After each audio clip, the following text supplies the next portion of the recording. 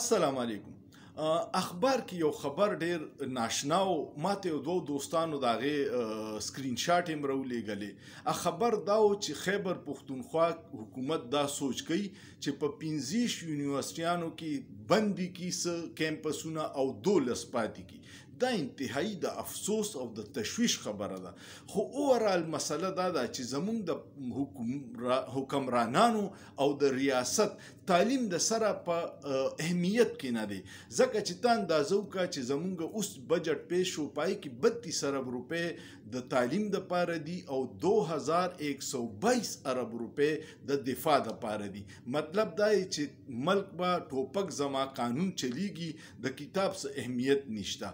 نو چې کله ته دغه کتاب له اهمیت نه ورکې نو بیا به د معاشرې او د ملک دغه حلي، خو دا دوی په پلانینګ کوي ځکه چې خلک انپړه وساتي، شعور نه لري وساتي، چې دوی نه تپوس ونه کوي چې په دې 76 سال کې دا ملک تباه دی نو دا ولې تباه دی. نو دوی له صرف ګډې بیزې په کار دي چې بس د دوی زنده‌باد مرده‌باد کوي او دوی نه تپوس نه کوي.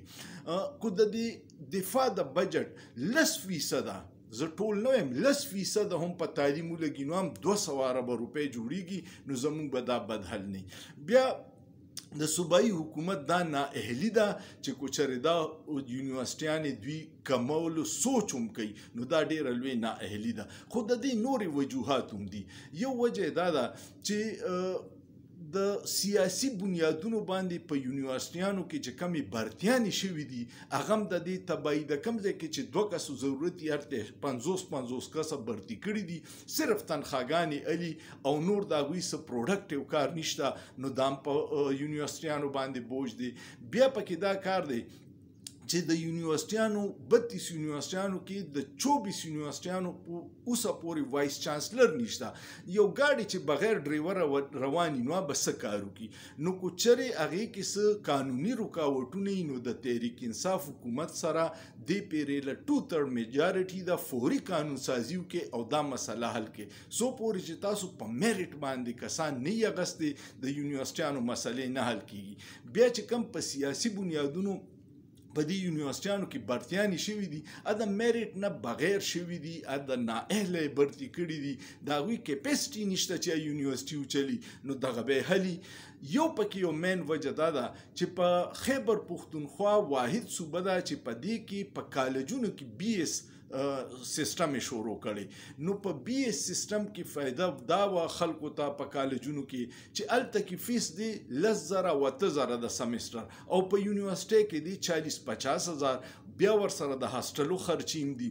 نو خلک دا کوشش کوي چې د خپل کور سره د کلي سره نږدې کالج کې BS وکړي چې یو فیس هم 10,000 د سمستر دی، د یونیورسټۍ 40-50,000 او 70,000 دی. نو دا ورته بچتي، یو ورته د هاسټل خرچ شي، کم چې زموږ د ملک معاشي صورتحال دی خلک کوشش کوي چې ځان بچت ته کوي.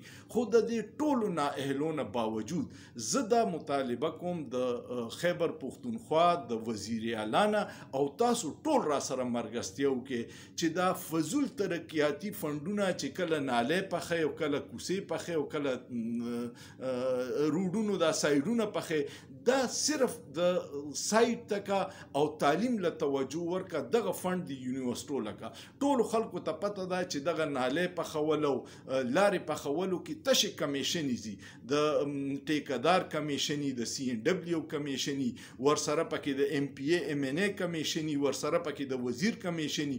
نو دغه فضول کارونه پرېږدئ، دې یونیورسټو له توجه ورکړئ، او که دا یونیورسټیانې بندې شوې دا به د تحریک انصاف په حکومت یو ډېره کاله ادب بای، یو تور الزام بی چې د هغوی په حکومت کې د ځوانانو پارټي ده او د یونیورسټۍ تعلیم پکې بندیږي. نو د دې دپاره دا ویډیو ډېره شیر کړئ او چې چا سره د دغې وزیرانو MNA ګانو دغې پکې ټیک کړئ، وزیر اعلی هم پکې ټیک کړئ چې هغه ته پته ولګي چې دا خلک څه سوچ کوي او دا یونیورسټیانې بندېدل بالکل نه دي پکار. ستاسو څه خیال دی؟ کمنټ پې وکړئ او سوچ پې وکړئ، په سوچ کې څه ګناه نشته.